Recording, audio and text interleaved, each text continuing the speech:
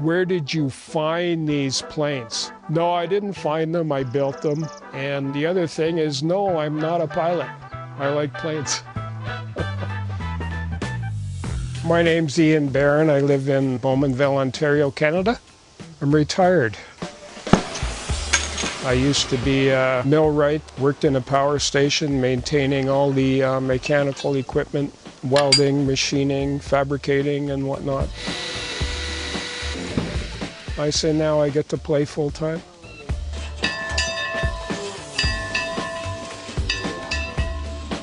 Yeah, I've been building stuff all my life.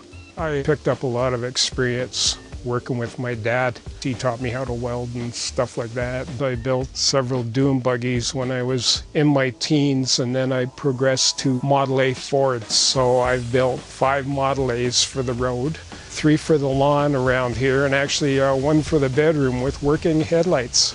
I bet you didn't know the Model A Ford bumper's queen size. But the coolest thing I ever made are my full-size replicas.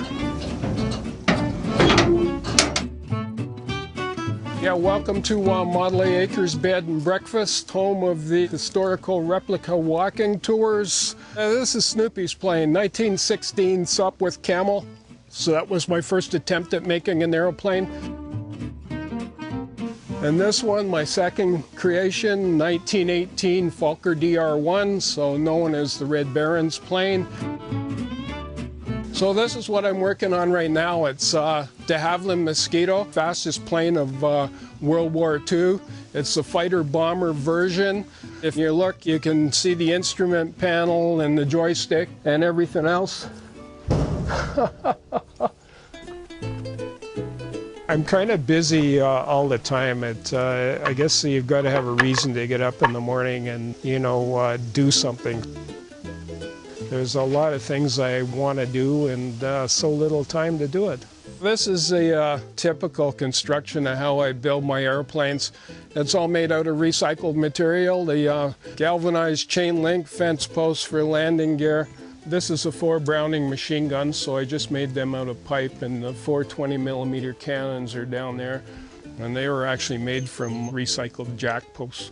So it's tradition that Ford wheels live on in all my planes, and I cover everything with the sheet metal corrugated walls from above ground swimming pools. So it works out pretty good. I can get a lot of mileage out of above ground swimming pools. If you stick to using recycled stuff, you can keep the costs down. So in 12 years, I've recycled 40 pools. Usually with the plane, I buy a plastic model, maybe 1/32 scale or something like that. I measure each piece and then I multiply by whatever scale it is, and that blows it up full size. I can't pick the coolest thing because I think they're all cool. These are 3 of the most famous planes of World War II. We have the German plane, the Me-109G Messerschmitt. I have it painted up in Adolf Gallen's colors. I have a mannequin of Adolf Gallen in the plane smoking his traditional cigar. In the middle, Spitfire Mark IX, 1944, 2 20mm cannons. Normally these cannons should be out this long. These were the legs off my mother's coffee table. They rotted away. Now we got the legs off the footstool, so we're down to the shorter version. So everything kind of gets recycled. I like building because it's a challenge to build something like that, and it keeps your mind fresh. And on the end, the Hawker Hurricane, 1942. I don't know anybody else that does this. Like, I haven't met anybody who builds full-size warbirds out of recycled material from scratch. I would love to meet somebody else that does this. If you look at the tank, it's actually an '89 Chevy Silverado. I got rid of 900 pounds of truck, and then I built the full-size Sherman Firefly around it.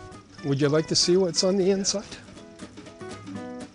My father was a tank mechanic in the Canadian Army, so I did the tank as a tribute to my dad. I mean, my dad's been gone quite a few years now, and I miss him.